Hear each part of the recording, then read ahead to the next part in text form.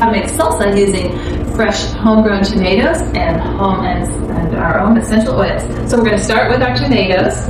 I've chopped those up. This recipe is super easy. We have a whole pepper chopped. And this is a big batch, but cilantro is very strong, so you have to have enough to share with a friend. Here's about 1/3 of an onion and a little bit of fresh, locally grown garlic. And we're going to put in some lemon juice. And then the other thing we've got here is we've got sea salt that I've put black pepper essential oil in. And it smells wonderful. It's not very hot. But you know, you gotta have some salt in your salsa, right?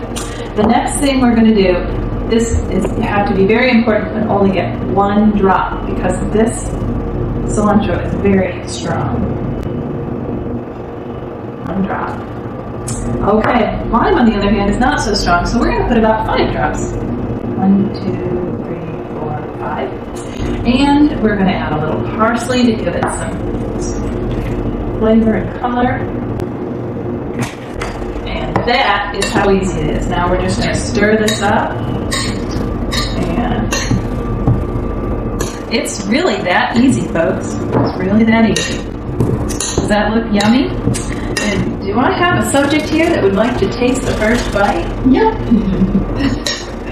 Come on in. The smell is out of this world. I can smell the pepper and the cilantro.